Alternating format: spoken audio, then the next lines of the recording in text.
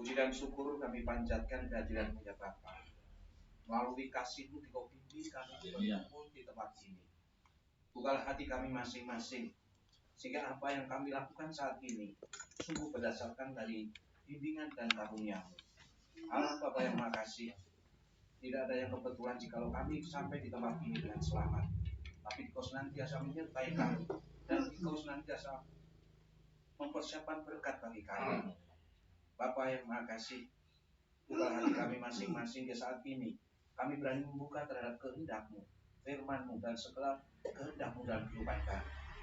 Kami percaya, melalui kuasa Roh Kudus-Mu, Engkau urapi kami satu persatu, Engkau sucikan hidup kami. Terima kasih Bapa. Haleluya. Amin.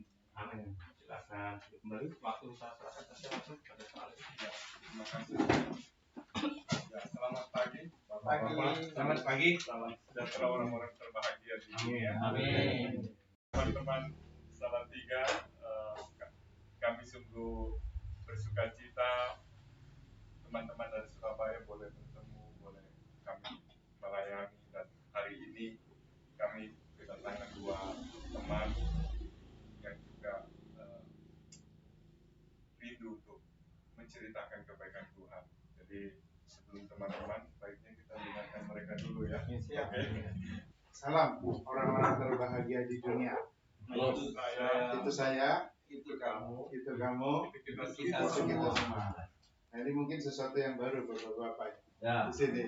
Kita ulangi Pak ya.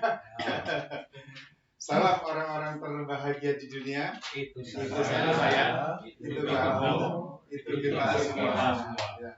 Haleluya. Ya, puji Tuhan, saya bersyukur dan berterima kasih kalau diberikan kesempatan untuk menyaksikan kebaikan Tuhan. Dan sejujurnya saya ini dari tadi mikir kira-kira mau bersaksi apa ya pasti. Soalnya saya melihat ini para senior semua. Gak ada member baru Pak ya di sini Pak. Ya mungkin saya sedikit kesaksian dan juga mungkin motivasi Pak ya. Karena saya juga sudah bergabung di Full Gospel kurang lebih sekitar 17 tahun ya. Dan ini juga menjadi pengalaman hidup saya ya. Jadi dulunya saya ini orang yang hidupnya semau gue ya. Dari muda, meskipun saya ini Kristen dari kecil, tapi karena saya tidak memahami kebenaran sesungguhnya, membuat saya ini akhirnya hidupnya nggak sesuai dengan apa yang firman itu inginkan. Dan puji Tuhan, 17 tahun yang lalu saya ini ditangkap di dalam wadah Full Gospel ini, dan akhirnya saya banyak mengalami pemulihan. Ya, banyak mengalami pemulihan, dimulai dari kehidupan pribadi saya dan juga di dalam keluarga saya terutama. Hubungan dengan istri dan anak-anak saya dulu ini otoriter. Tetapi karena perjumpaan secara pribadi dengan Kristus, saya mengalami kasih Tuhan dan saya mulai praktekkan kasih itu di dalam seluruh aspek kehidupan saya, khususnya di dalam rumah tangga saya. Sehingga hari ini saya betul-betul mengalami surga di dalam rumah tangga saya. Inilah hasil dari pemuritan yang saya ikuti dari minggu ke minggu selama bertahun-tahun di dalam wadah full gospel ini. Makanya saya seringkali ngomong dengan teman-teman member baru, manfaat atau akibat kalau kita ini berchapter di dalam chapter yang baik, yang benar, yang bertumbuh dengan sehat, itu dampak nomor satu itu adalah terjadi pertobatan, terjadi buah pertobatan namanya. Tentunya itu berbicara karakter kita. Yang dulunya kita ini mungkin hidupnya jauh melenceng meskipun Kristen, tetapi karena kita tidak memahami sehingga hidup kita ini tidak ada bedanya dengan orang dunia. Dan saya akhirnya juga mengalami pertumbuhan karakter, buah Roh Kudus. Galatia 5, 22-23. Dan ini otomatis terjadi ketika kita ini membangun keintiman secara pribadi dengan Kristus sang kepala kita. Dan karena saya ini tertanam di dalam chapter yang baik, di dalam chapter yang bertumbuh dengan benar, sehingga terjadi pemuritan, saya juga semakin hari semakin memahami, mengalami dampak. Jadi Tuhan itu tunjukkan atau munculkan karunia-karunia, talenta yang dulunya saya nggak paham. Saya mulai memahami dan mengerti karunia ketika saya tertanam di dalam chapter. Makanya saya seringkali ngomong, chapter yang sehat itu pasti di samping menumbuhkan karakter kita, juga kita semakin memahami apa yang menjadi karunia kita. Dan saya percaya di dalam setiap pertemuan chapter, pertemuan anggota tubuh Kristus, itu pasti memiliki, setiap kita ini pasti punya karunia, minimal satu, bahkan lebih. Dan itu muncul ketika kita ini tertanam, terjadi pemuritan di dalam chapter. Jadi di dalam setiap chapter, pertemuan chapter ini harus terjadi yang namanya pemuritan. Sehingga setiap member, baik yang baru ataupun yang senior, itu mengalami terus pembaharuan karakter dan juga semakin mengerti karunia-Nya. Dan bermacam-macam karunia ini akhirnya bertemu di dalam satu komunitas atau chapter, mereka saling memberkati, saling berkontribusi, saling membangun satu sama lain.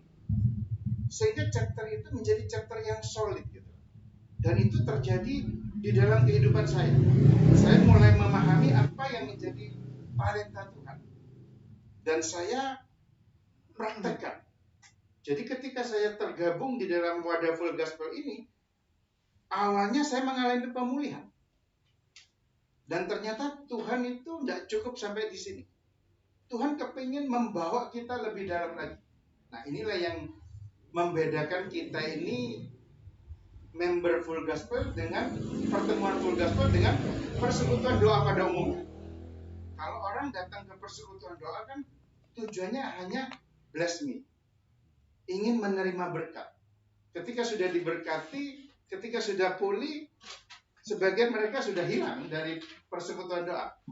Tapi di dalam wadah full gospel ini, ketika kita sudah mengalami pemulihan, kita terus belajar, kita terus dimuridkan supaya kita ini dibentuk menjadi pria-pria pemulih.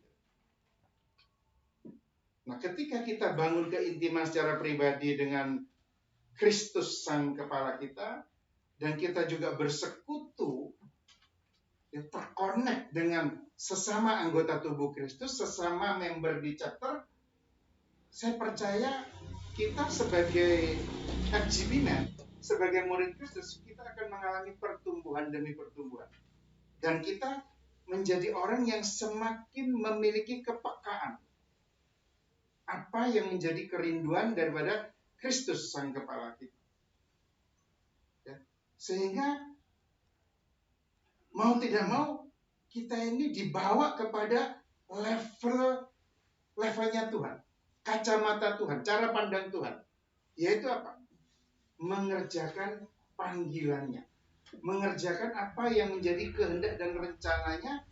Dan kita bersyukur kita ini sudah diberikan wadah chapter di dalam full gospel. Inilah tempat kita bisa melayani. Dan ketika kita semakin peka, semakin memahami kerinduan daripada Kristus sang kepala kita, kita diberikan apa? Courage, keberanian, kekuatan, kemampuan oleh Roh Kudus yang ada di dalam kita, sehingga kita ini menjangkau keluar. Menjangkau jiwa atau member-member baru di marketplace. Makanya ada member itu, banyak member yang tanya ya di Surabaya, gimana caranya supaya saya ini punya keberanian? Kadang-kadang saya ini ngajak orang, 1 orang, 2 orang, gagal, nggak mau, saya jadi minder. Saya jadi tidak berani lagi gitu loh. Dan itu banyak terjadi di mana-mana di chapter. Caranya gimana? Caranya kita harus bangun keintiman. Pertama kita bangun keintiman sehingga kita ini apa? Kita ini memiliki apa? Memiliki wibawa ilahi. Kita ini memiliki keberanian karena Roh Kudus yang memberanikan kita. Roh Kudus yang memampukan kita. Kita ini tinggal mendemonstrasikan kuasa Roh Kudus. Sehingga kita punya keberanian untuk menjangkau jiwa. Menjangkau member-member baru. Dan itu harus terjadi di chapter-chapter. Kenapa? Karena goalnya kita ini adalah multiplikasi. Pelipat gandaan member. Dan ketika terjadi pelipat gandaan member, saya percaya dalam 1 tahun, 2 tahun, chapter itu pasti akan beranak. Dan itulah yang saya lakukan dari tahun ke tahun, sehingga sampai hari ini 17 tahun saya jadi member full gospel, saya tetap excited.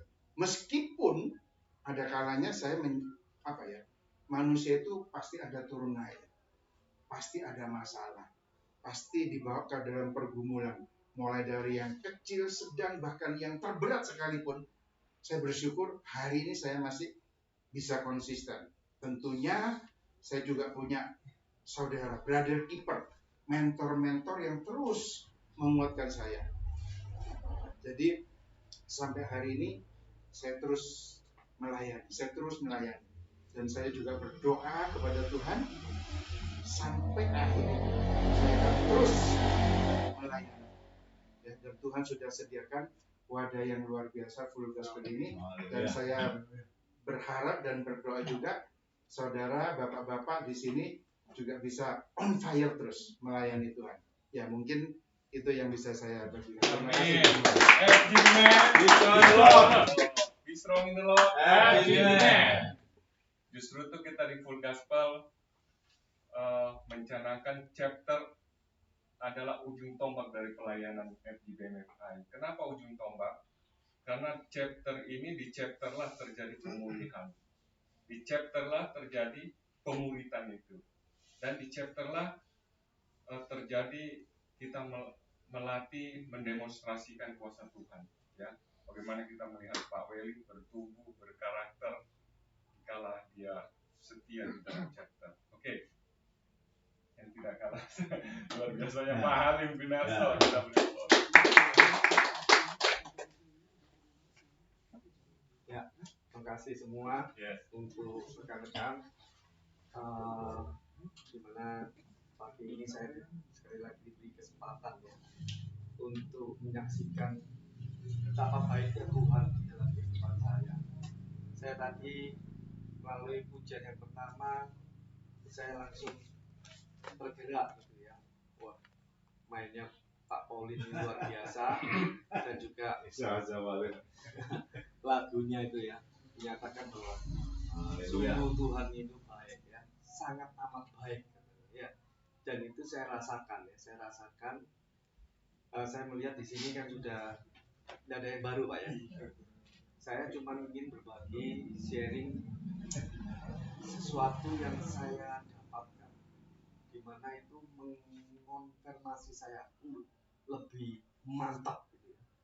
Tak kala saya itu ikut menghadiri sebuah konferensi nasional di Bali akhir tahun yang lalu. Saya tertarik akan, di sana kan ada beberapa tertarik. Mungkin teman-teman juga yang tahu ya, di sini kita tidak ada yang, di sini kita berada di sini adalah gurunya adalah Tuhan. Tapi di sini kita sama-sama belajar. Saya sangat amat tertarik akan beberapa statement yang sangat mengkonfirmasi ulang dan saya ingin bagikan ya. Dimana di sana dikatakan ada 3 poin. Tak kala kita ya, teman-teman merindukan sebuah pemuritan di mana dia itu berdampak ya, cuman setahun 2 tahun.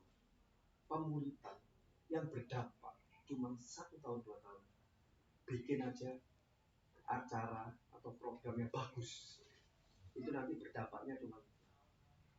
Tapi kalau teman-teman kita ini, saya merasa kalau mau pemuritan itu akan berdampak 5-10 tahun, maka bangunlah itu gedung yang luar biasa. Tak kala kita mau pemuritan ini memiliki satu dampak yang impactful ya, luar biasa, maka bangunlah yang namanya di manusia. Itu akan berdampak nanti 50-100 tahun. Wah, ini sangat mengkonfirmasi ya kembali betapa saya beruntung bisa berada di wadah yang amat sangat luar biasa, yaitu Full Gospel. Di mana wadah ini memang teman-teman sudah tahu ya, bukan akan menuju pada satu gereja. Wadah ini adalah interdenominasi dari beberapa gereja, tapi kita berkumpul di tempat ini, kita percaya disatukan oleh satu yang namanya tubuh Kristus. Ya, sungguh luar biasa. Bahkan di sana saya juga mendapatkan bahwa pemuritan sekali lagi itu bukan menjadi satu acara, bukan menjadi sebuah program, bukan. Tapi pemuritan itu menyangkut yang namanya jalan hidup. Pemuritan itu harus menyangkut yang namanya lifestyle kehidupan kita. Bahkan apa? Pemuritan itu bukan memiliki jangka tertentu, bukan.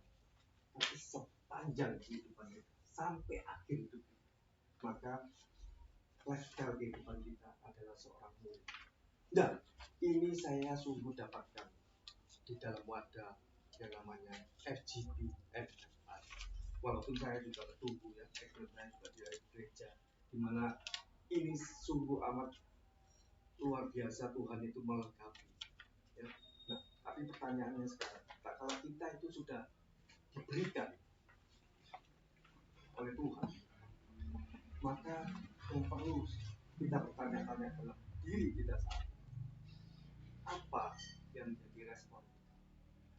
Nah, ini yang menjadi pertanyaan, dan saya pribadi, dan saya bersyukur gitu ya, karena di dalam 1 Petrus 4 ayat 2 dikatakan, jangan kamu sisa waktu yang begitu singkat ini kamu gunakan cuma untuk memenuhi keinginan dan kehendak daging, tapi belajarlah kita ini dengan pertolongan Roh Kudus. Untuk apa? Kita ini bisa memenuhi kehendak daging. Nah, ini yang menjadi tekad saya seumur hidup. Biarlah Roh Kudus juga yang memimpin saya langkah demi langkah untuk kita menuju sampai di finish line. Itu ya. Saya bersyukurnya seperti itu. Di wadah ini saya dapatkan. Dan kalau bicara tadi itu pemuritan, itu menyangkut seumur hidup.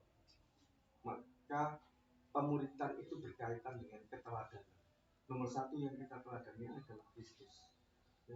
Kita mengalami beberapa tahap. Kita tahu ya, di dalam kehidupan sebagai murid, kita mengalami yang namanya pertama buah itu namanya buah pertobatan. Ya. Terus buah karakter, terus buah pelayanan. Ujung-ujungnya adalah buah jiwa. Nah, yang kita harus, maksudnya saya pribadi ya, biarlah pemuritan yang sudah Tuhan celikkan di dalam kehidupan saya. Saya memiliki satu kerinduan, dan ini bisa dibangun di dalam sebuah chapter di mana kita saling menguatkan, ya. Di mana keteladanan dari Kristus itu harus turun, belajar dengan pengetahuan ya di tempat ini. Bagaimana kita ini bisa juga menjadi membawa kehidupan saya pribadi itu menjadi teladan, khususnya dalam chapter rumah tangga saya, chapter saya, gereja saya, di marketplace. Dan ini perlu juga kita menjadi hidup kita ini menjadi teladan. Karena apa? Tadi pemuritan itu berlangsung seumur hidup, dan ini sepanjang masa. Ini yang Tuhan mau. Maka kita juga akan tuladan kepada orang-orang di bawah kita. Mungkin di tempat ini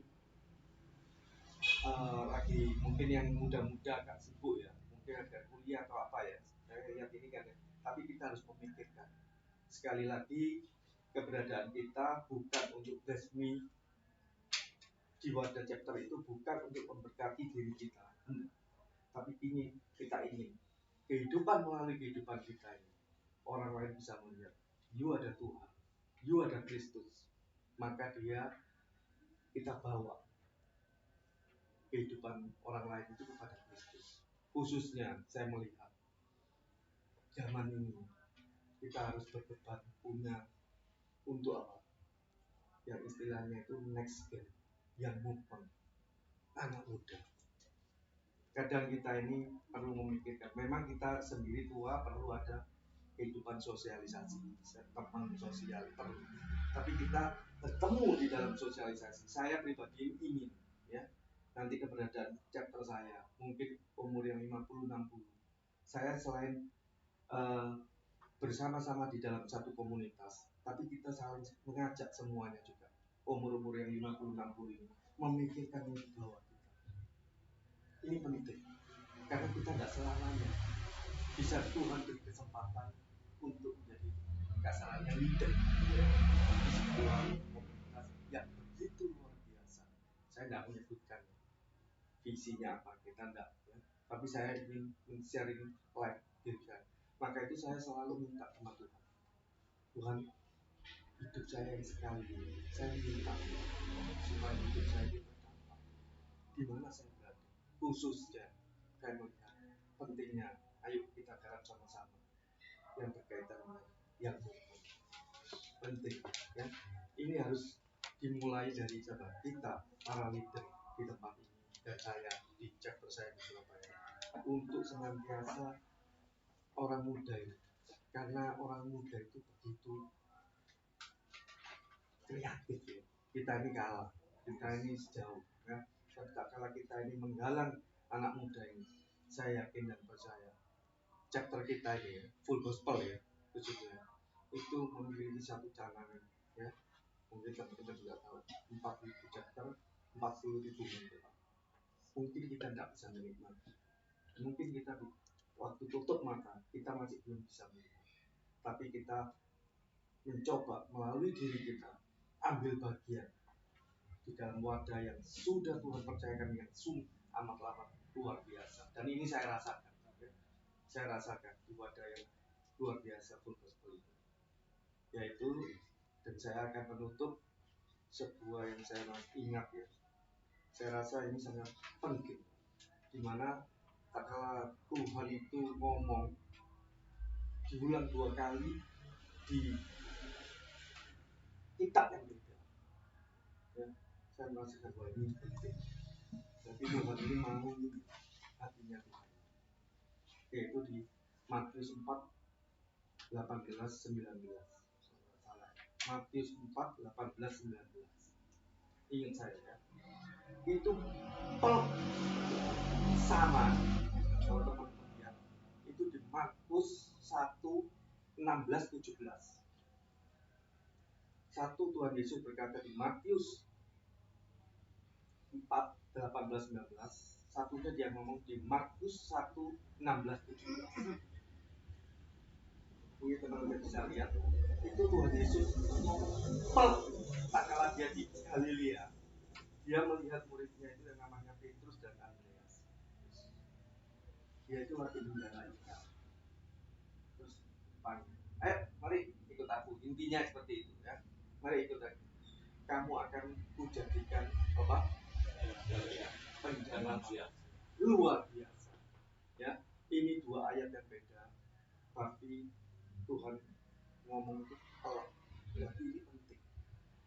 Nah, PR kita sekarang yang harus kita miliki di dalam konek tadi ya, buah di dalam seorang hidup sebagai murid itu mengalami tahapan 4 ini.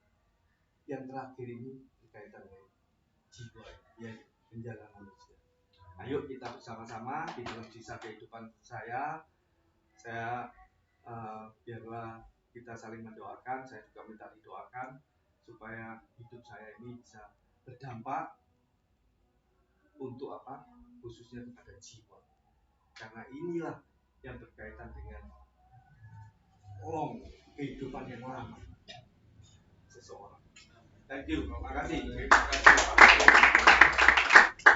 Diberkati dengan kedua kesaksian ini, Bapak-bapak. Jadi kita di Full Gospel, di chapter dijadikan murid itu untuk apa sih? Sebenarnya bukan untuk kita pintar untuk berkhotbah, pintar untuk berbicara, bukan. Tapi Tuhan Allah telah memberikan kepadaku lidah seorang murid supaya dengan perkataanku aku dapat memberikan semangat baru kepada orang yang lebih lesu dan berbeban berat. Nah, itulah kita Full Gospel dilatih, dijadikan murid bukan buat kita, tapi buat orang lain. Terima kasih Pak Halim.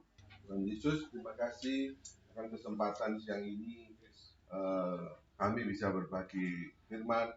Mungkin firman tersebut bisa menguatkan kami semua yang ada di sini. Tuhan minta Roh Kudus turun atas kami supaya firman yang kami bagikan betul-betul bisa mengena dalam diri kami dan kami sendiri semuanya bisa mendapatkannya tanpa dari firman. Terima kasih Tuhan atas kesempatan ini. Terima kasih untuk semuanya, terima kasih untuk tempatnya, terima kasih teman-teman yang sudah hadir di sini, terima kasih juga untuk teman-teman yang dari Surabaya juga. Terima kasih untuk semuanya atas kesempatan ini. Bukan kebetulan, tapi karena Engkau yang sudah menentukan semua ini. Di dalam nama Yesus, kami sudah berdoa. Amin. Amin. Pak, santai Pak. Kalau sama saya santai aja Pak. Saya tidak sejago mereka. Mereka yang berani jago Pak. Saya enggak Pak. Jadi Bapak santai. Saya Benny Gunawan Pak, nama saya. Saya dari Surabaya. Saya bergabung sama Sini Jaksep Pak.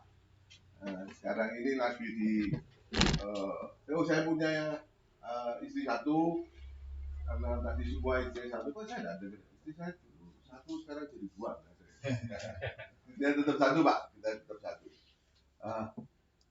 Anak saya 3, anak saya sudah berkeluarga semua. Untuk saya 2. Jadi saya saat ini lagi diberi waktu sama Pak Budi sama Pak Ayung untuk bisa belajar firman lebih banyak. Mungkin yang mereka tahu atau mereka sudah ini ini orang Palsu. Saya ikut full gospel lama Pak. Saya ikut lama sekali. Tapi saya ya tidak pernah menjadi sesuatu kemajuan dalam hidup saya. Saya tetap member aktif, member non aktif. Saya tanya Pak. Nah, terakhir ini kan saya ini mulai berapi-api ini karena satu ini Pak. Saya kan mengikut satu tour ke Israel sama salah satu gereja, dan saya baru melihat mereka semua. Nah, karena saya ini kebetulan di dalam bis yang saya tumpangi itu banyak anak-anak yang kalau di sana kan ada ya kayak Christian chapter, kayak ada itulah kira-kira kurang lebihnya, dan ada pendeta-pendeta muda, dan mereka semua seorang profesional, pengusaha, dan mereka bukan orang yang bukan dari kalangan yang tertentu, tapi mereka itu bisa memberikan sesuatu yang terbaik bagi orang yang dia kenal, bagi orang yang baru dia kenal. Nah, ini luar biasa. Tadi kan sudah Pak Willy juga sampaikan, kita ini harus memberi dampak yang baik, dampak yang tidak memikirkan diri sendiri, tapi memikirkan jiwa dari orang lain supaya jiwa ini kembali kepada jalan yang pernah mereka ikuti atau yang mereka belum pernah ikuti. Nah, tempatnya mana? Ya di Full Gospel ini. Nah, setelah saya pulang dari tour itu, kan 10 hari tuh kumpul terus di dalam satu bis. Akhirnya saya mengerti bahwa cara berpikir, cara yang dia tanamkan dari pembinaan mereka adalah suatu hal yang untuk satu, pasti dia memuliakan Tuhan. Kedua, dia sudah tidak memikirkan dirinya, egoismenya sudah hilang, dan mereka sudah berbicara untuk jiwa-jiwa dan bagaimana mereka sudah bisa menolong, mengutamakan yang lain. Tidak mudah buat saya. Saya seorang arsitek, Bapak tahu juga seorang arsitek punya egoisme yang tinggi, mempunyai kesombongan, dan arsitek itu kan kadang-kadang berpikir saya bisa bikin ini, bikin itu, jadi rasanya dan tidak pernah salah. Arsitek itu jarang salah, Pak. Karena mereka untuk menciptakan sesuatu memang perlu ada percobaan atau detail-detail yang harus dipikirkan, tapi jarang bisa salah. Dan yang terakhir arsitek itu terus selalu dihormati, datang itu ya Pak, diajak makan. 4 poin ini Pak, ini yang mau saya habisin Pak, karena ini harus dibongkar semua. Kalau kita mau ikut Tuhan yang benar-benar, apalagi kalau nama Anda semua yang ada di sini sebagai seorang arsitek, mereka tahu sedikit atau di daerah mana, itu ada satu pride, sombongan Pak. Itu sama. Kesombongannya tidak tampak, tapi bisa meninggalkan pekerjaan. Karena uang bagi seorang arsitek kadang-kadang ya nomor 2. Yang penting itu adalah hasil dari suatu ciptaannya. Saya mau berbicara kembali ke tema yang ini ya. Itu di dalam Full Gospel ini, kita ini kan semua ini kan ingin menunjukkan, Full Gospel ini apa? Oh, Full Gospel ini. Tetapi kita ini kan bukan mau memamerkan bahwa isi Full Gospel ini adalah sesuatu yang kelihatannya mewah, kelihatannya itu bagus, enak. Kita bukan showroom. Kita ini adalah bengkel. Saudara yang terbeban datang ke dalam Full Gospel.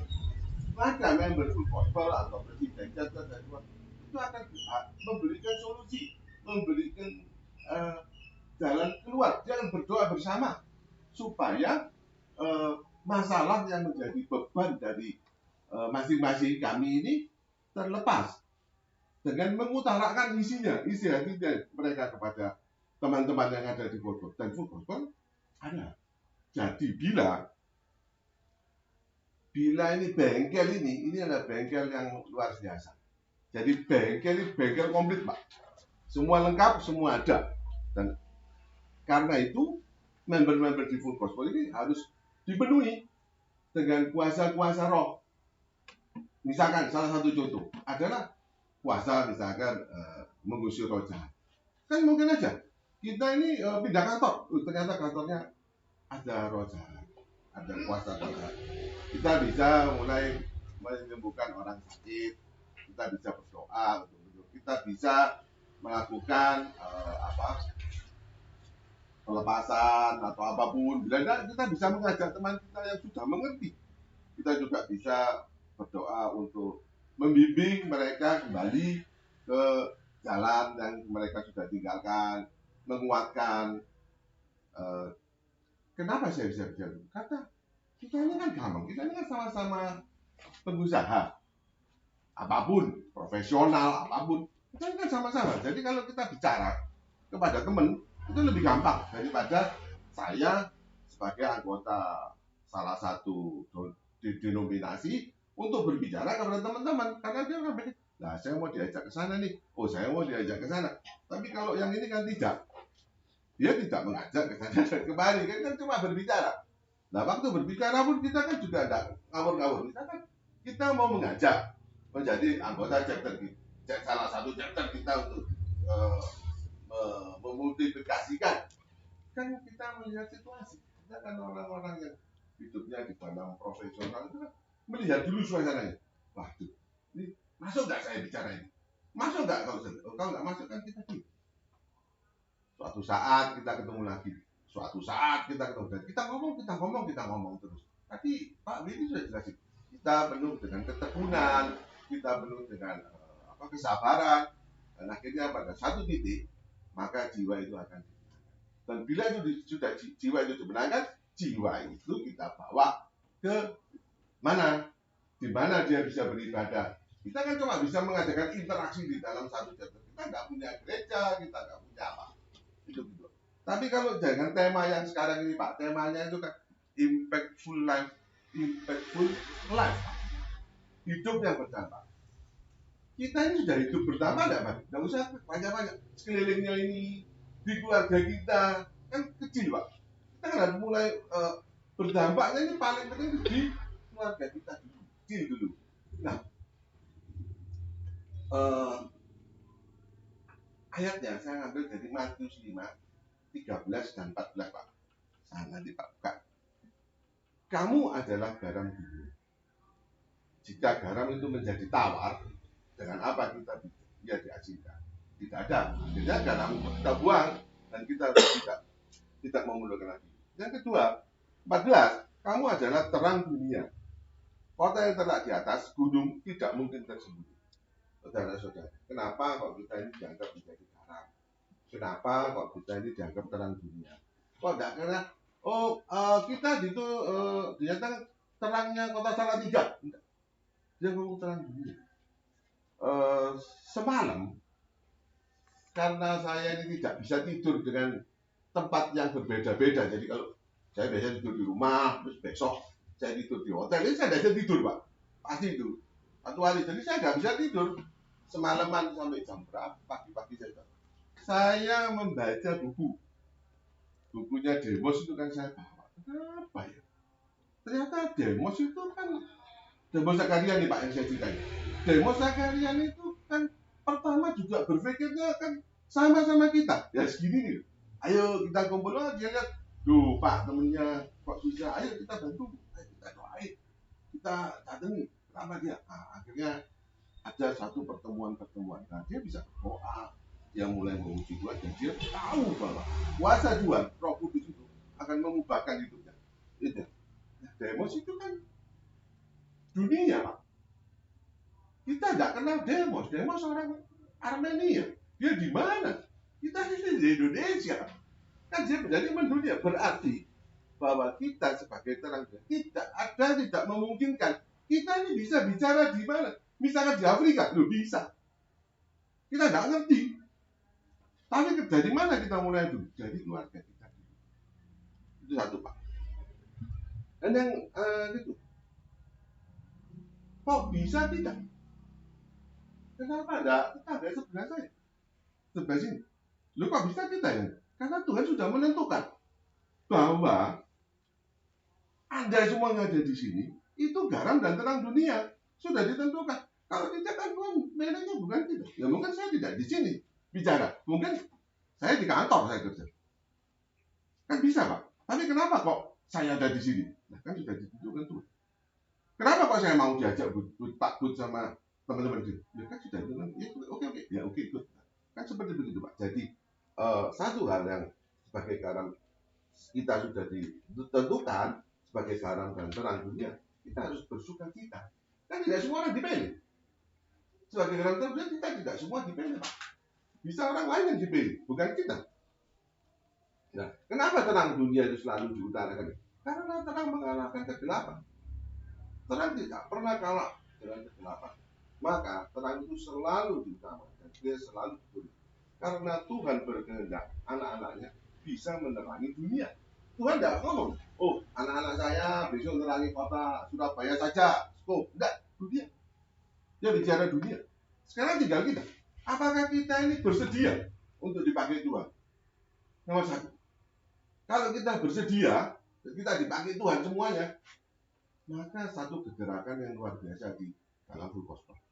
Sekarang ini full gospel ini kalau saya lihat ya, mohon maaf mungkin bisa salah, itu kadang-kadang anggapannya orang-orang ya kok begini-begini saja.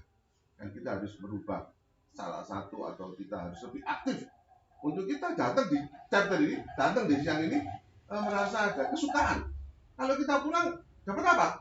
Ada suatu hal yang kita dapatkan, kita bawa pulang dan kita bisa bagikan kepada keluarga, kepada kita. Itu yang pertama. Di dalam Kisah Rasul 1 ayat 8, tetapi kamu akan menerima kuasa kalau Roh Kudus turun atas kamu. Nah, berarti yang pertama kali kita kalau mau menjadi terang dunia itu Roh Kudusnya harus turun di atas kita. Bagaimana Roh Kudus turun atas kita? Kan bisa berbicara, kita bisa doain teman-teman kita yang ada di chapter, kita bisa minta doa siapapun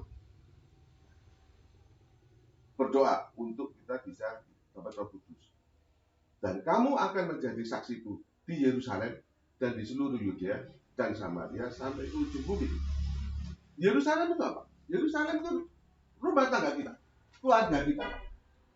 Pertama kali kita harus berdampak. Nomor satu adalah rumah tangga kita. Kita mesti harus membenahi rumah tangga kita. Kita harus membenahi anak-anak kita. Misalkan anak-anak kita di luar jalur, kita harus memberkati itu, memerhatikan dan mengetahui keluarga anak-anak kita. Itu sama. Kalau semua ini sudah beres semua dalam rumah tangga ini, kita baru melangkah ke Yudea. Nah, kenapa kok kita apa Yudea? Yudea itu adalah sekitar kita. Maka tadi Pak, rumahnya mana Pak? Oh situ. Rumahnya mana Pak? Oh sana Pak, dekat Pak. Rumahnya mana? Oh sebelah sini.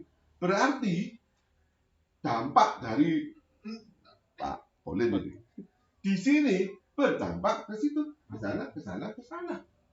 Ada lagi, oh Pak aku dekat Pak 2 kilo. Nah berdampak lagi lebih jauh. Maka sudah menguasai Yudea. Kalau saudara sudah bisa mengerti dan menguasai Yudea, ada lagi satu hal yang lebih berat, adalah Samaria. Nah ini tidak gampang Pak, saya pun lagi belajar. Samaria itu begini Pak, Samaria itu adalah suatu hal kita ini akan melangkah lebih baik, melangkah lebih besar, melangkah lebih maju. Tapi Samaria, Bapak bisa ketemu orang yang kemarin habis makan uangnya Pak. Terus kita ngomong-ngomong, oh ya Bapak, baik. Bapak bisa dengan orang yang pernah memfitnah kita kemarin dulu. Wah ya dia nggak apa-apa Pak, oh nggak apa-apa, dia nggak minta maaf. Tapi Pak, oh ya nggak apa-apa Pak, terima kasih gitu. Pak bisa, saya belajar, tidak gampang. Tapi bila Samaria ini bisa dilewati, kita bisa menerima ini semua. Hal yang menyakitkan, hal yang tidak pernah kita pikirkan, hal yang mau saudara inginkan, yang tidak pernah maka muncullah sampai ke ujung dunia. Ke ujung dunia kembali lagi kan Pak? Terang dunia. Sampai ke ujung dunia. Siapa yang akan membawa kita ke ujung dunia? Tuhan. Saya bukan pembicara, saya arsitek kok Pak. Saya ini di sini pembicara, saya belajar. Kenapa saya mau jadi pembicara? Pembicara ketiga Pak. Mau berbagi sharing. Karena dengan saya berbagi sharing seperti ini, saya ini belajar Pak. Belajar ulang Pak.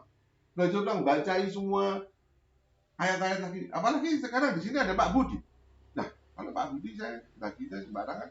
Pak Budi nanti membuat pertanyaan yang saya tidak bisa jawab. Mohon maaf. Udah, Pak. Santai-santai kan ini, Pak.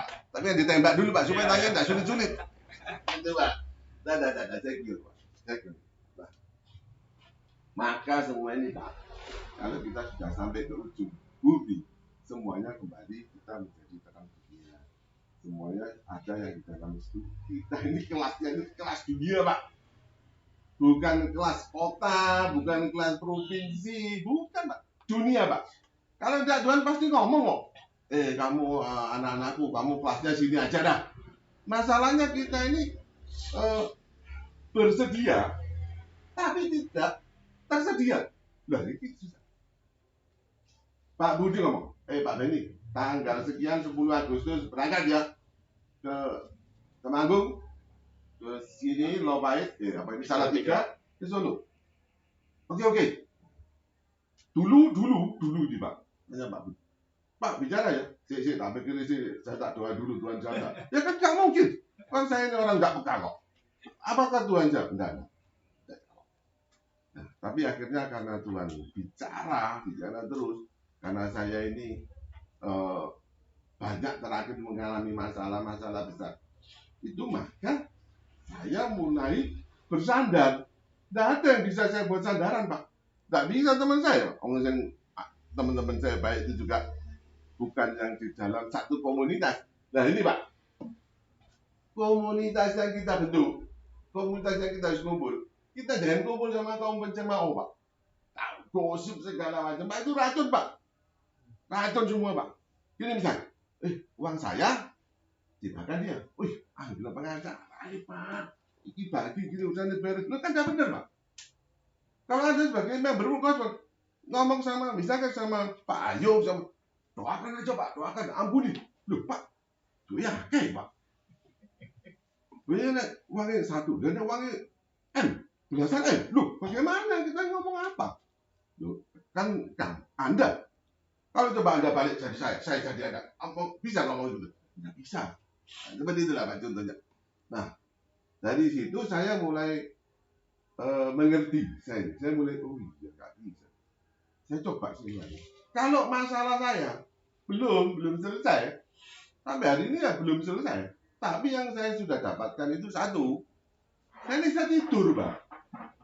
Saya ini berbulan-bulan Pak, nggak bisa tidur. Saya tidur gini Pak, saya bukan nggak tidur terus mati Pak.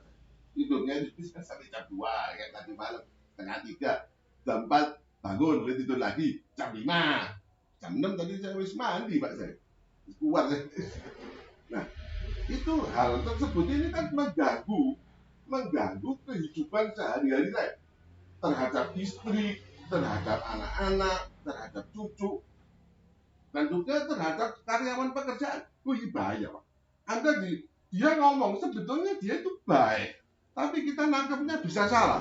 Kita bisa marah, kita bisa maki dia. Kita anggap dia ini bodoh. Kok bisa dia berbicara? Kok bisa dia melakukan seperti itu? Nah, itu satu hal-hal yang jadi akhirnya saya harus introspeksi diri. Maksud saya begitu sih. Saya ini anggota member Full Gospel. Ya saya tidak baik-baik amat sih di member ini. Saya ke gereja. Teman saya hamba Tuhan ya banyak. Saya sering didoakan menjadi hamba Tuhan ya ada. Nah, kok saya berbuat begini? Nah, saya introspeksi.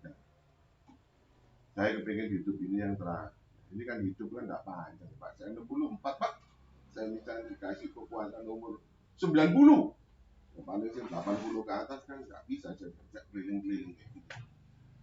Jadi ya ada dampaknya. Hidup ini harus berdampak. Kan tadi saya sudah dampak pertama keluarga, dampak kedua sekitar sekeliling, dampak ketiga bagaimana dengan orang yang memusuhi kita, dampak keempat urusannya Tuhan Pak. Tuhan yang membawa kita menuju ke tempat yang kita tidak pernah tahu. Ya Tuhan aja, kan ada mengalir aja. Kita mengalir aja, ikut aja. Mengalir Pak. Di sini ada Pak, mengalir Pak.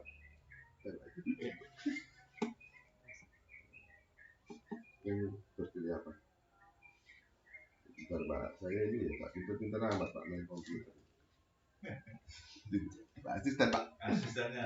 Ya asistennya saya pinter Pak, saya pinter ngomong tok. Ini Pak, YSKL 4769 Pak. Nah, itu kan panjang Pak. Nanti Pak baca aja di rumah. Nah, di sini ada sungai ini mengalir menuju wilayah timur dan menuju ke Araba, Yordan bermuara di Laut Asin. Air yang mengandung banyak garam dan air itu menjadi tawar. Sehingga kemana saja sungai itu mengalir, segala makhluk hidup yang berkeriapan di sana akan hidup. Ikan akan menjadi sangat banyak, sebab di mana saja air itu sampai, air laut itu menjadi tawar, dan kemana saja sungai itu mengalir, semuanya di sana itu. Ini luar biasa. Saya ini kan dikasih tema. Apa tadi? Tema kita impactful life. Waduh. Pada saya mau ke kebaktian hari Minggu, saya baca-baca di buku. Saya mendapatkan, impactful life. Itu logo tinju. Tinju. Waduh, berarti ini tinju ini kan orang kayak kena tinju. Berarti kita harus punya kekuatan khusus untuk itu. Nah, saya masuk ke gereja. Saya ke gereja itu, mulai jam 9 Pak. Saya ini katanya 9.30. Saya tidak pernah ke gereja. 9 kurang 5 tidak ada Pak. Kalau 9 kurang 5 itu mujizat. Tadi yang terima asyik, woi Pak Beni, luar biasa. Pasti ngomong gitu. Tapi kalau saya 9.30, Pak Beni, silakan masuk Pak, ini duduk sini. Begitu. Saya ini suka terlambat. Tapi waktu itu Pak, pendeta itu teman saya sama Tuhannya. Dia khotbah ini. Pulang saya minta ketemu. Pak, saya khotbah kok podo wis tak baca tadi di mobil. Lu mosok tak baca yo. Podo Pak. Iki lho Pak tak tunjuk. Iki tak baca. Loh, sama Pak. Ya wis. Mana isi khotbah lu? Aku gak boleh karek. Dikasih dong Pak teman Pak. Wis ini tak kasih Pak. Khotbah. Ya, tapi itu ternyata khotbah kepanjangan Pak. Tadi jadi warning. So isu-isu apa jawab. Saya maunya tak habisi supaya tidak ada tanya jawab. Karena saya akan malu Pak, tidak bisa menjawab. Nah, kita kembali ke sini Pak. Sungai yang mengalir tadi itu Pak, itu kan segala makhluk hidupnya berkeriapan. Sungai itu apa sih Pak? Sungai itu kita Pak. Kita ini diibaratkan sungai. Semua yang lewati kita, semua yang akan melewati kita, itu menjadi hidup. Sungai itu sama dengan jalan. Tuhan saya selalu ngomong, bila Anda mau menuju kekekalan, Anda samakan, akulah jalan kehidupan. Akulah Dewi. Anda ini sama, Anda ini mengantarkan, Anda ini jalan, Anda ini jembatan, Anda ini pipa untuk menyalurkan berkat semuanya, saluran kepada mereka yang perlu diberkati.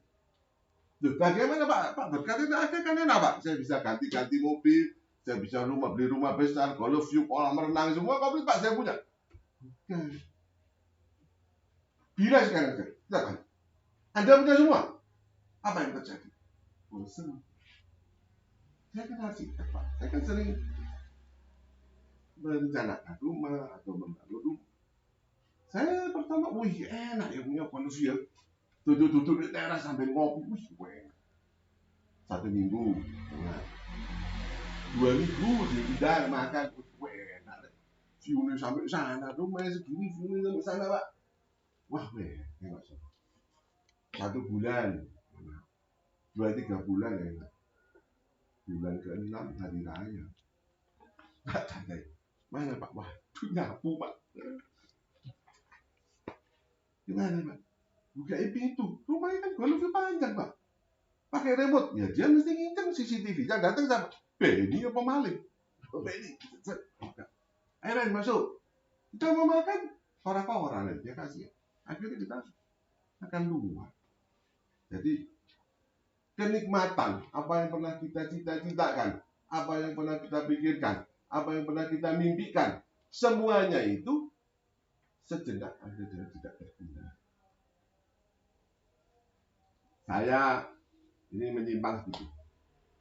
Saya ini kalau stres, saya ini ya kan semua orang bisa stres. Saya ini stres, saya ini jalan-jalan ke toko Pak. Saya ini juga beli baju. Saya beli baju. Ini benar, ini kejadian tuh. Suatu saat saya ini beli, wah beli ini modelnya baru saya beli. Saya simpen karena kan harus dipakai ya bergantian. Saya lupa. Sampai suatu saat saya mau pakai, saya ke toko itu lagi. Loh, baju saya itu tinggal 30%. Kalau saya beli waktu tak pakai sekarang, aku nggak beli gratisan, Pak. Saya beli harga 100%, Pak. Tapi tinggal 30%. Lama. Suka beli kan, saya beli. Sekarang persoalannya beda lagi. Saya sering beli kedobelan, nggak boleh tuker lah. Tapi yang beda itu baju saya yang kemarin tak pakai tak taruh di mana. Nah, saya mau pakai baju ini sama ini. Saya mungkin nggak pakai ini, Pak. Ya, saya cari garis-garis nggak ketemu. Ketemunya ini. Ini ada di mobil saya. Mobil saya itu separuh baju, Pak. Jok saya tak lepas, Pak. Isinya baju sama sepatu. Udah. Tak boleh, isinya ini. Ya, pakailah baju ini. Nah, jadi ternyata ini membuang waktu, energi, pikiran. Satu rumah disuruh pembantu suruh nyari, mungkin di tempat gosokan, istri suruh bantu, itu kan nggak wajar. Wah, ini hidupnya ini kurang bisa dibuat sesuatu yang lebih nyaman. Tapi untuk istri saya itu baik, Pak. Istri saya itu ya ngomel-ngomel, tapi kan mungkin dia anggota love, jadi tidak berani ngomelin ke temen, Pak. Ya kurang ngomel-ngomel ke teman saya. Malu, Pak. Nah, itu, Pak. Jadi kita ini kalau tadi yang sudah saya di tanah ada duit, kita ini adalah jalan. Nah, kemarin kalau saya baca lagi, kita ini sudah menjadi satu-satu. Saya cuma perlu mengingatkan ini, kalau kita ini sudah dibentuk, kita ini sudah jangan suka mencontoh yang lainnya. Kita lihat yang lainnya. Oh ya, ternyata berakibat begini. Kita bisa berakibat seperti ini, kita lihat, tapi kita jangan melakukan. Kita akan Tuhan marah bila kita berbuat yang tidak sesuai dengan firman. Ya jangan coba-coba buatlah. Kan sudah ada contoh, kalau kita ini orang bijak dan orang pandai, sudah ada contoh kita tidak melakukan. Nah, bagaimana kita kok bisa tidak melakukan? Karena kumpulnya dengan teman-teman yang kehidupannya sehari-hari adalah Taurat Tuhan, dia selalu berpikir Taurat Tuhan, dia selalu berpikirkan pagi, siang, dan malam. Itu, Pak. Paling akhir, Pak, selain saya sudah ngos-ngosan, Pak. Ini, Pak, bahwa semua itu akan terjadi, Pak. Itu di Yeskiel 6 ayat 9 itu adalah kita ini perlu ada satu kelahiran baru. Kelahiran baru itu adalah sesuatu kita ini sudah dipulihkan. Tapi Pak Halim kan cerita masalah ini, saya juga tak ngerti. Kok bisa kesaksiannya yang pagi ini kan berbeda dengan kesaksian yang semalam mereka saksikan. Dan kesaksian ini dasar-dasarnya dengan apa yang saya bicarakan. Saya tadi pagi nggak omong-omong lah sama Pak Halim sama Pak Lindra, ngomong-ngomong ringan waktu kita makan. Tapi saya tidak membicarakan ini.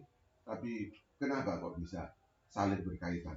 Karena ya satu itu, kalau kita sudah ditentukan, kita sudah dibukakan jalan, kita sudah menyerahkan semuanya, maka Tuhan buka apa jalan tersebut, isi sharing ini, apa isi ini, dan tema yang sudah diberikan seperti itu. Saya tidak tahu sama sekali yang mereka bicarakan pagi ini. Sungguh saya tidak tahu.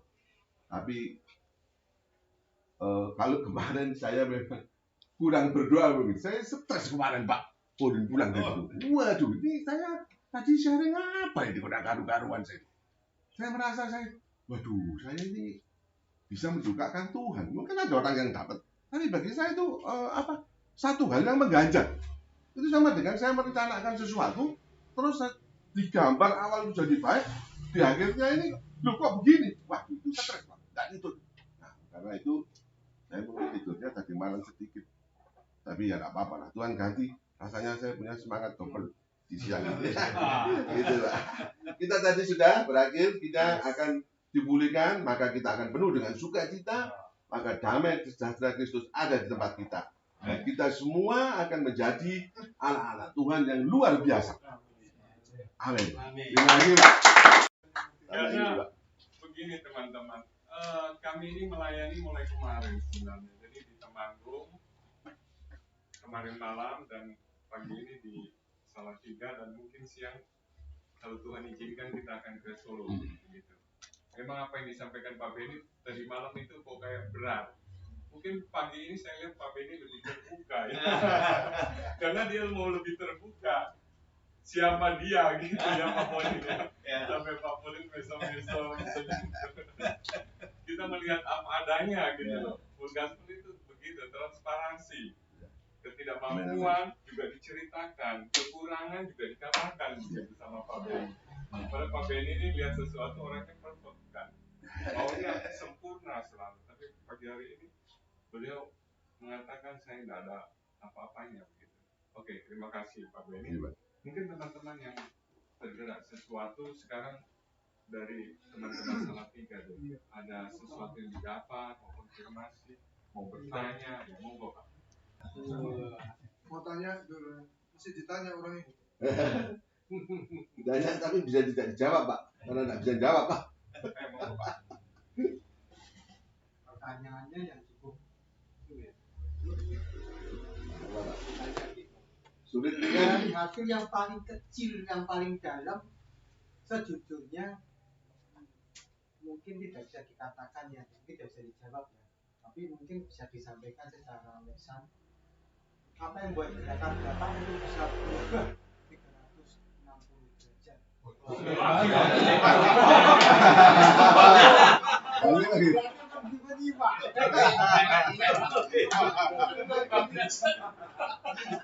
Saking semangatnya, ya kembali ke itu Pak. Jadi bisa total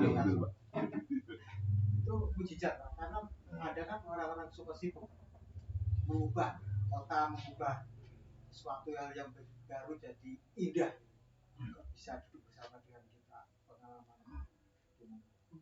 Kalau saya ngomong sejujurnya, saya ikut full gospel tua sekali. Karena kenapa saya tua sekali? Karena istri saya itu ikut mempercayai buku David People. Itu tahun berapa saya masih kuliah. Karena dia ikut mentranslate dan saya berpacaran dengan istri saya yang sekarang berpacaran sekarang jadi istri saya Pak. Itu di kantornya Full Gospel awal. Jadi Full Gospel baru terbentuk awal sekali. Itu dengan pendirinya almarhum dari Bapak Benyamin Panutama. Dan di kantor itu ada 2 orang, satunya sekretarisnya namanya Pak Mutis Layantara itu, dan satunya lagi Pak Yahya. Nah, maka saya disuruh ikut. Nah, saya kan masih sekolah, baru lulus. Wah, buat apa ngikutin orang kaya-kaya? Dulu kalau mengadakan pertemuan itu di hotel Irama Pak. Irama itu dulu ya Pak, kan salah satu hotel baik ya Pak ya. Dulu, sekarang ya mungkin sudah berbeda. Dan orang yang datang, waduh, pakai baju, pakai jas, rapi-rapi. Ini orang nggak terlalu gitu Pak. Ini kemarin saya pikir, kalau kemarin saya pakai baju kaos, pakai kerawat. Tapi saya tadi masuk, waduh santai ini Pak, buka kaos saya nggak ganti. Saya lebih senang yang rileks lah Pak, karena sekarang mungkin kita menjangkau jiwa atau memenangkan jiwa itu mungkin lebih mudah dengan kesederhanaan. Pertama Pak. Yang kedua, saya ini kan orangnya naik turun, on off Pak. Kalau lagi on ya saya bisa ke doa yang ada di kantornya dia tiap Jumat siang. Sama itu bapak yang begitu. Ini rajin banget aku enggak Pak. Sama temannya bapak ini, temannya bapak Halim ini, teman saya kecil Pak. Dulu yang ngajak saya terakhir saya menjadi aktif dia lagi. Ayo, sekarang kemarin tak ada Pak. Oh enggak, wis aku gak iso kumpul ke orang sing sungguh-sungguh guyon tok Pak David ya. Jadi itu yang membuat saya menjadi ya saya lebih suka kerja. Pertama, kenapa saya suka kerja? Karena dulu saya nggak punya. Kenapa saya dulu nggak punya? Karena dulu saya ditinggal orang tua saya sejak umur saya ini 12 tahun. Dan itu mengalami hal-hal yang panjang membuat saya merasa hidup itu begini. Sekarang kembali lagi, lu kenapa kok jadi arsitek? Arsitek itu biayanya besar. Kakak saya seorang arsitek, punya studio arsitek di rumah saya, ya rumah kami semua lah rumah kita. Jadi saya kalau sekolah itu atau melakukan tugas segala macam, saya ini gratis kan gitu, bukan di studio di situ. Kedua, saya sekolah dulu Pak, saya ini jatah gereja Pak, saya nggak bisa membayar sekolah itu Pak. Nah dari situ pengalaman itu saya menjadi kayak satu trauma yang membuat saya kalau kita mau berhasil kerja keras, kalau kita mau apapun mesti dikerjakan, kalau kita mau menjadi orang yang terbaik, semua harus tahu. Saya melakukan itu. Kalau Pak tahu apakah istri saya bahagia? Dulu mungkin ya nggak terlalu mungkin ya Pak. Mungkin saya kecoy Pak. Tapi kalau sekarang tanya, apakah sekarang sudah bahagia? Mungkin ya belum sekali orang saya kerja. Dan yang terakhir Pak, yang membuat saya berbalik lagi, itu waktu saya pulang dari saya malu. Saya malu sama teman-temannya anak saya sih. Saya betul-betul malu. Betul saya. Kok bisa dia berpikir seperti itu? Kok dia bisa memikirkan orang lain? Loh, saya baru kenal kok. Ya baru kenal, datang baru kenal. Saya juga, saya kan orangnya nggak terlalu banyak mau nyampuri urusan orang. Dan saya juga nggak mau nyampuri. Jadi saya kan orang yang diem, bapakmu sadis ya. Nggak keren Pak. Mari kita tertawa dikit Pak. Ayo Pak, yang berekor-berekor guyu Pak. Nah, kalau gitu kan nyaman Pak. Nah, saya juga, Pak, tertawa sedikit Pak. Kan gitu Pak, santai Pak. Jadi saya rasa seperti itu. Ternyata mereka itu seperti itu. Nah kok bisa? Saya masuk lift, suk-suk. Silakan keluar dulu. Yang lain enggak. Saya kemarin ya naik lift, di depan saya anak-anak muda. Ya dia keluar ya, orang saya masuk duluan kan saya harus keluar. Nah, harusnya logikanya, Pak keluar dulu Pak. Enggak, dia keluar, saya nggak apa-apa. Memang aturan. Kira-kira itu Pak, yang sebenarnya kenapa saya di situ lagi. Terima kasih. Saya sederhana aja nanya. Nanti kan apa tujuannya mau menerangi dunia. Ya, itu bukan salah tiga aja. Ya. Dan itu dimulai dari keluarga sendiri. Ya. Gitu ya. Saya tuh kadang sering ya ngakak-ngakak dari gereja atau pendeta-pendeta ya wah saya nggak seneng dulu sih baik bagus tapi keluarganya aja nggak terurus nggak susah mungkin kalah kita. Nah berproyeksi dari situ itu kita bagaimana? Apakah kalau keluarganya itu harus diberesin dulu atau kalau belum bisa beres itu kita nggak bisa yang nggak akan keluar karena nah bayangan saya nah kalau ada orang beralasan keluarga saya aja nggak beres-beres masih begini belum bisa mana berarti kapan kita menuju ke terang dunia itu cuma itu aja Pak. Ya Pak. Ini buat si Malakama ini kira-kira gimana Pak? Saya berusaha jawab ya Pak.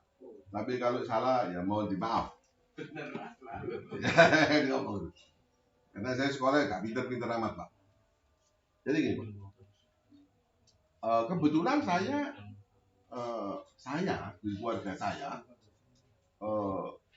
apa yang seperti saya katakan tadi, anak saya kan 3. Saya mantu Pak tiap tahun 1, tahun 2, tahun 3. Anak saya kecil itu sama seperti saya, seorang arsitek.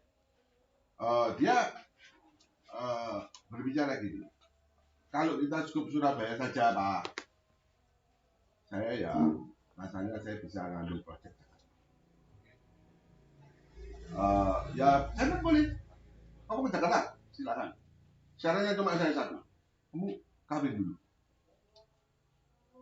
Gak punya pacar, cari pacar. Setelah kamu menikah, kamu pergi ke Jakarta. 1 tahun selama 2-3 tahun dia bantu saya. Akhirnya dia menikah, dapat cucu yang sudah ya mereka kenal lah. Akhirnya dia menikah. Sekarang di Jakarta, silakan. Kenapa saya kok berbicara masalah dia kalau ke Jakarta saya suruh tunggu menikah? Gini Pak, kalau di Jakarta dia berhasil, maka dia akan jarang pulang. Seorang arsitek itu tidak bisa memakai jam kerja seperti jam kantor. Untuk Bapak misalnya sebagai dosen, jam 8, jam 4 Pak. Kita bisa dipanggil pada waktu hari Sabtu, bisa dipanggil pada waktu hari Minggu. Saya bilang, saya ke gereja Pak. Oh nggak apa-apa Pak, saya tunggu Pak, nanti jam 2 ketemu di mana. Mereka bisa begitu.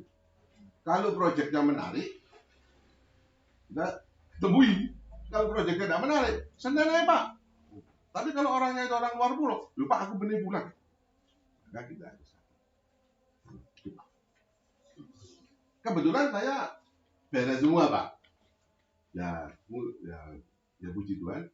Dan saya juga berdoa, saya mau beres terus Pak. Karena masalah itu kan tidak pernah berhenti. Masalah selalu saja. Tidak ada masalah berhenti. Masalah berhenti ya sudah 1 kali 2 Pak. Sebelum 1 kali 2 masalah terus Pak. Cuma kita kan punya Tuhan yang bisa berserta berjalan menggendong kita menjalani masalah itu Pak. Masalahnya nggak bisa hilang. Cuma kita berjalan dengan siapa? Yang kedua, yang terakhir yang Bapak. Pak kan gak iso Pak. Saya sama Pak. Saya kan belum membahagiakan istri saya. Saya belum Pak. Kalau saya bisa membahagiakan istri saya cuma kasih syarat. Kalau pulang jam 6. Kalau Sabtu pulang jam 3. Kalau hari Minggu kamu janjian 2 orang. Sederhana, permintaan yang sangat sederhana. Kalau libur, ya libur loh. Kalau pergi sama saya, jangan teleponan terus. Kalau di mobil berjalan, kamu jangan main telepon terus sampai jalan ke 14. Saya sering Pak, itu juga saya Pak. Tiap kali tak marah, karena saya mau ngomong, saya kesini, saya belum ngomong, saya lupa Pak. Saya telepon terus, yang saya Pak, kamu mau jalan sekarang? Loh, Bapak belum ngomong ya? Nah, sebetulnya masalah, ya ini kan cuma masalah seperti itu ya, ini kan belum selesai. Tapi saya melakukan itu. Yang terjadi itu begini. Istri saya lebih mengerti. Dan saya, hari Minggu saya ada janji sama. Penting. Saya nggak mau, izin. Saya permisi, izin, saya ngomong. Izin 2 jam. Ya wis. Saya guyu, tertawa. Dulu Pak, tidak guyu. Kalau dengan senyum, saya berangkatnya kan tenang Pak. Saya mau berbicara apa, misalkan proyek itu tidak dapat pun, atau ada masalah, saya pasti bisa mengatasi Pak. Ya, sekarang dia kalau saya terlambat, saya jadi 2 jam, menjadi 3 jam, ya uji lamai, ini tepuk-tepuk. Dan teni, tak tunggu-tunggu. Jadi, saya mungkin berusaha untuk merubah. Dia tahu saya berusaha untuk merubah. Tapi dia juga tahu saya tidak bisa berubah dalam sekejap. Tak mungkin. Ini orang ini sudah, saya bersama dia sudah berapa 30 berapa tahun kan tidak mungkin ya saya itu bisa berubah sekejap. Tidak mungkin. Jadi dia berubah cara pandangnya. Nah, sekarang saya izin nih, mau ke sini 2 hari, kamu tidak tak ajak. Oh iya, apa? Padahal di rumah tinggal saya, dia, ibu saya, dan pembantu saya. Oh ya ada anak saya sama cucu saya, kalau hari biasa dia datang lah kalau gitu. Dia ada. Jadi kalau masalah itu kita berpikir terus untuk beres, kan tadi saya sudah kita sharingkan, masalahnya kan gak pernah beres ya Pak. Tapi Bapak melangkah.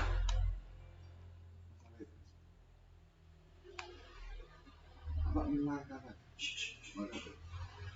Jadi artinya gini, Di saat yang pertama kita tidak bisa lewati, tapi ada usaha untuk dia memperbaiki diri. Ya, jamin Pak Beni. Hari ini beda loh.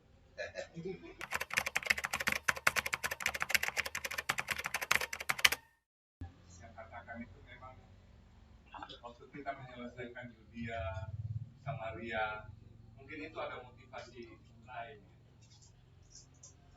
yang kita perbuat buat mereka gitu. Sekarang kita baik tapi tidak muluk rasanya. Jadi Pak Beni tadi jamin kalau kita di Yerusalem sungguh-sungguh, ini impact-nya ke itu. Ya luar biasa. Pak Budi, Yerusalem ini kan bahkan dibereskan, Pak. Sama Yudea. Ini cerita jawab ini, Pak. Ya Yerusalemnya beres, karena Yudea. Ayo, Pak. Saya mau keliling ke sini. Masalah Yerusalem. Ya. Keluarga. Ya. Setiap kita waktu belum mengalami kelahiran baru, kebanyakan pasti ada masalah di Yerusalem. Karena meskipun kita ini Kristen ya, saya ini Kristen dari kecil, tetapi kita kan kalau kita belum lahir baru, kita nggak mungkin suka yang namanya firman. Jadi kuncinya itu adalah ketika kita sudah lahir baru, saya percaya Bapak-bapak sudah mengalami kelahiran baru. Artinya ada Roh Kudus di dalam diri kita. Dan kita setiap hari bangun keintiman secara pribadi dengan Tuhan. Melalui firman-Nya segala macam. Dan di dalam firman itu ada begitu banyak ajaran. Bahkan perintah Tuhan Yesus. Bahkan kita tahu Tuhan Yesus itu begitu banyak memberikan perintah. Dari Injil Matius, Markus, Lukas, Yohanes, tetapi itu kalau diringkas menjadi satu, itu adalah kasih. Kasihilah Tuhan Allahmu dengan segenap hatimu, segenap kekuatanmu, dan segenap jiwamu. Perintah yang kedua itu adalah, dan ini sebenarnya manifestasi dari perintah yang pertama, yaitu mengasihi sesama. Nomor satu siapa yang harus mendapatkan kasih itu adalah keluarga, istri. Nah, kasihnya tuh kasih apa? Bukan kasih manusia. Nah, ini yang kita harus terus berjuang. Tentunya apa? Tentunya latihannya di pemuritan ini, di chapter ini gitu. Seorang mentor, seorang member yang lebih senior mungkin bisa memberikan arahan atau mementori member-member yang baru gitu.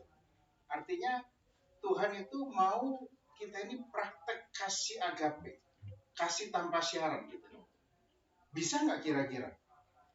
Saya percaya satu hal gini, apa yang Tuhan perintahkan, itu pasti bisa kita lakukan. Tentunya caranya gimana? Mempraktekkan kasih agape itu nggak mudah. Kasih tanpa syarat.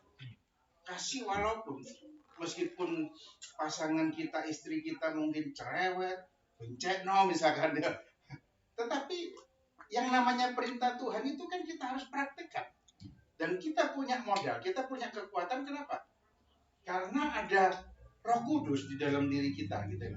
Roh Kudus itu yang memampukan kita, gitu. Meskipun sulit, tetapi pasti bisa. Nah, mungkin saya bisa kasih ada tiga ayat yang kita bisa praktekkan. Yang pertama itu di 1 Yohanes 4:7. Ya, 1 Yohanes 4:7 katakan apa? Allah itu kan kasih. Sedangkan kita ketika kita alami kelahiran baru, kita ini disebut apa? Anak Allah. Roma 8:14. Kita ini disebut anak Allah ketika kita mengalami kelahiran baru. Nah, yang namanya anak pasti apa? Pasti punya benih kasih. Nah, itu ayat yang pertama. Yang kedua, 1 Yohanes 4:19. Dikatakan apa? Kita ini bisa mengasihi karena Allah terlebih dahulu mengasihi kita, kan ya?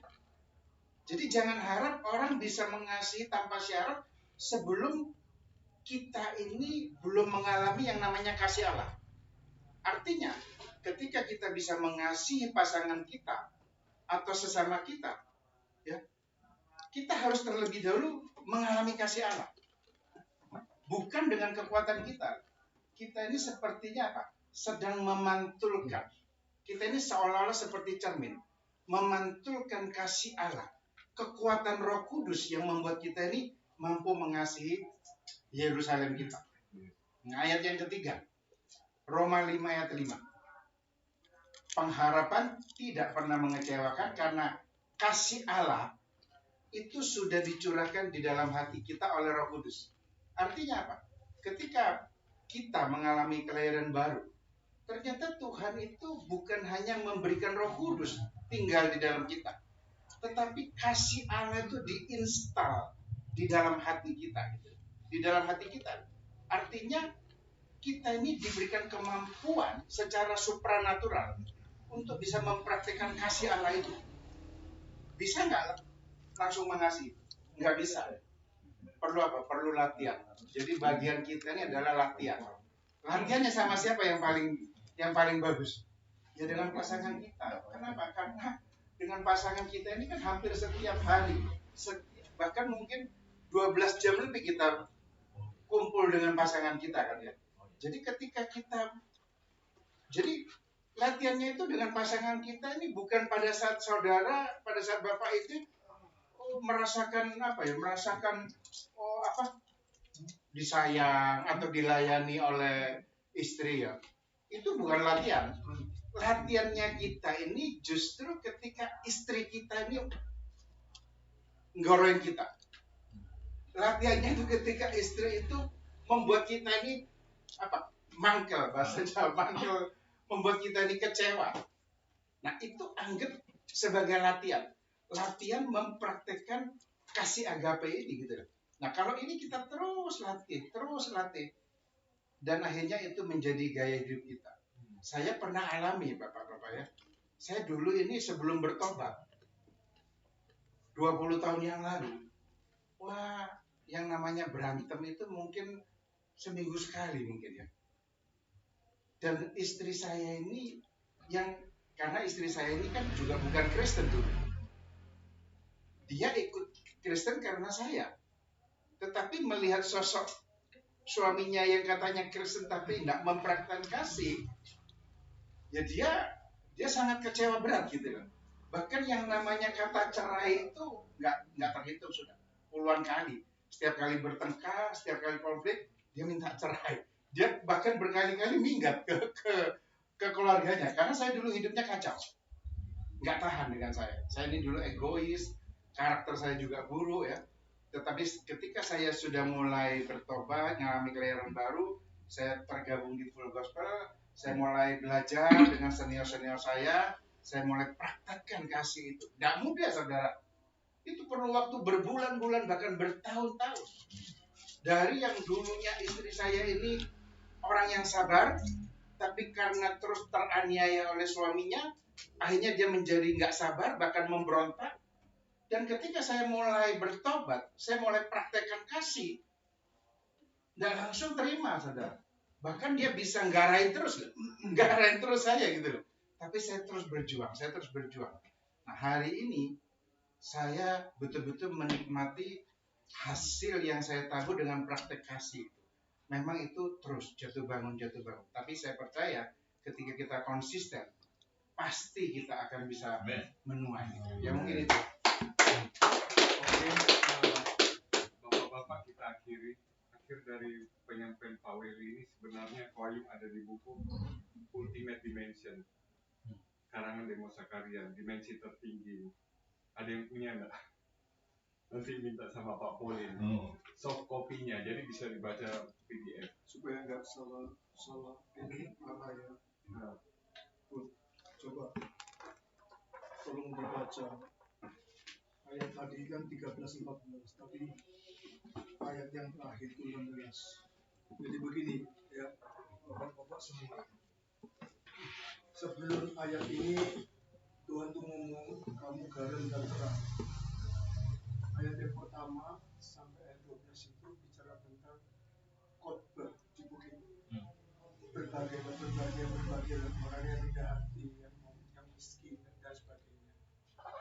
Nah ini bicara apa? Karakter. Perubahan karakter. Tadi sudah disampaikan termasuk itu kasih sebetulnya. isinya buah-buah roh itu. Nah, baru ayat ini 13 sampai 16 ini. Itu kita ini jadi garam dan terang. Itu sifat. Sifat garam itu ya, dia nggak pernah ego, dia justru dia korban, dia harus nyalipkan dirinya, harus dia sacrifice. Kalau ada garam, masak satu baskom itu jadi sedap. Coba nggak ada pahit. Nah, kita sebagai orang terang ini, anak-anak Tuhan ini harus punya impact-nya itu kita di situ. Bukan menjadi, kalau kehadiran kita mau jadi keruh, kehadiran kita ini malah menjadi orang jadi pahit, kehadiran kita ini di Yerusalem, mau Yudea maupun Samaria, mulainya mesti di Yerusalem. Nah, itu cerminannya kita. Yerusalemnya kalau sampai istri kita ini nggak ada kepahitan, hidupnya harmonis, seperti yang di 1 Petrus 3 itu ya, hidup saling mengasihi, menghormati, saling menghargai, bijaksana, itu semua itu namanya fungsi garam. Sehingga sedap enak. Nah itu makanya itu ada di Mazmur, prakteknya itu Mazmur 127, 128 itu. Sehingga istri kita itu seperti pohon zaitun di rumah kita, pohon anggur. Semerbak. Pohon anggur itu kalau pahit, kalau ini hasilnya nggak bagus, buahnya itu nggak ada, daunnya pun juga kering. Tapi kalau daunnya lemah, anggurnya lebar. Nah, kemudian yang kedua yang paling saya menarik itu ayat 16. Demikianlah hendaknya terang di depan orang supaya mereka melihat. Di depan orang itu bukan Yerusalem, bukan Yudea Samaria, Yerusalem dulu. ya itu di depan orang, yaitu istri kita, di depan anak mantu kita, cucu kita, supaya mereka melihat apa perbuatanmu yang baik, dan perbuatan itu memuliakan Bapa di surga. Apa yang memuliakan Bapa di surga? Perbuatan baik apa? Ayo, ini PR buat kita semua. Kalau sampai keluarga kita Yerusalem, istri kita ini, aduh, hadiran kita ini, anak sampai takut seperti kesaksian Pak Bedi tadi. Itu namanya kita bawa the darkness kingdom, bukan the kingdom of God. Bukan terang Allah, tapi gelap. Namanya orang lain dulu kita begitu pulang dari kerja sampai anak sampai singitan, istri rasa cemburu, nggak mau, waduh, ketakutan sampai stres. Kita di dalam pekerjaan sampai istri stres, sampai kurus, sampai dia sakit, dia banyak kambuh, semuanya banyak timbul sakit. Itu sudah tanda-tanda. Tuhan itu semua apa yang outputnya itu lewat tanda-tanda. Nah supaya apa? Kita retreat, balik ngacok sama Tuhan, balik kepada terang sang terang ini, yaitu apa? Kebenaran firman. Karena Yohanes 8 itu jelas, di mana ada kebenaran, di situ ada kemerdekaan. Kita dimerdekakan dari kegelapan, dipindahkan kepada terang. Kita dipindahkan dari apa? Dari hati yang masih dongkol, yang masih semua marah, ini kita bisa jadi tenang. Ada kebenaran. Itu prinsipnya. Nah, ini PR buat kita semua. Gak sulit. Yang sulit itu apa? Daging kita ini nggak mau disalib, nggak mau jadi garam, nggak mau disacrifice. Karena dewe ini loh, orang ego ini mau bawa maunya sendiri, kan bahasa Israel, mau bawanya karena sendiri. Makanya ayat ini ditutup ayat 16 itu, yang kalau kita nggak memuliakan Bapa, nggak memuliakan itu, berarti ada yang salah. Makanya ayat selanjutnya itu dikatakan apa? Yesus dan hukum Taurat berbandingan. Nah kalau kita melakukan itu masih nggak jadi terang, itu kita tuh masih terjebak di hukum Taurat, bukan dimerdekakan, nggak ikut Kristus. Nah ini bedanya, makanya itu jadi kita terjebak ke agamawi. Agama itu kan gitu, pencitraan, aku Bapa, aku imam. Padahal Tuhan itu sampai anak kecil dekat. Ya, wah pendeta toh, wah aku barusan khotbah. Lu tau gak, gue mau pelayanan, marah-marah. Ini berarti Taurat. bukan murid Kristus. So simple kan? Betul kan? Yang bikin problem siapa? Daging kita. Pikiran kita masih terbelenggu. Hati kita yang masih terbelenggu. Oke? biar makannya jadi enak. Ayo kita nanya satu pujian ya. Oke, terima kasih. Kita semua diberkati teman-teman. Dari awal sampai akhir, cuman saya bisa bilang satu kata. Setia di chapter, setia aja. Kayaknya gini teman-teman, kayaknya kita hadir-hadir ini di chapter, kayaknya buang-buang waktu terus buang-buang poin. Ya. Tapi coba lihat kesaksian Pak Beni, waktu saya ngajak ke Semarang, wah itu duitnya hilang berapa itu 2 hari. Tapi gini, tadi kesaksian Pak Beni, loh tidak sengaja loh Tuhan bawa kenal Pak Heri pemilik hotel untuk dia menjadi tenang begitu. Loh, tapi kalau saya promosikan dia Pak Beni, ikut saya persoalanmu akan berhasil, buset kamu pasti. Pasti saya disemprot ya kan. Tapi Tuhan sendiri berberkat, setia di chapter, setia di pelayanan. Itu yang sesuatu Tuhan pasti berikan hikmat, Tuhan berikan segala-galanya.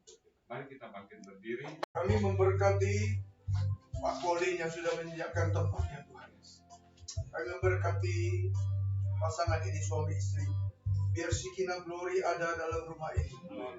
Makin melimpah kasih karunia Allah turun atas rumah ini. Atas keluarga besar Pak Colin Tuhan. Anak, mantu, cucu-cucunya.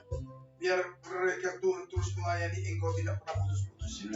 Keturunan mereka Tuhan tidak ada satupun yang imannya gugur. Semuanya Tuhan pegang, Tuhan cengkram. Haleluya. Dan kami percaya Tuhan, anak cucunya mereka juga akan menduduki negeri Tuhan. Alim jadi orang-orang yang hebat Tuhan. Engkau pakai mereka semuanya. Kami juga memberkati setiap yang kami hadir Tuhan. Kami percaya siang hari ini kami memperoleh hal yang jauh lebih penting daripada apapun yang kami peroleh di dunia ini. Yaitu kebenaran firman Tuhan. Yaitu persekutuan dengan Roh Kudus yang akan membawa kami terus dari damai sejahtera kepada damai sejahtera, dari kebenaran kepada kebenaran, dari kemuliaan kepada kemuliaan. Terima kasih Bapa. Sebentar kami juga boleh menikmati hidangan yang sudah disediakan Tuhan rumah.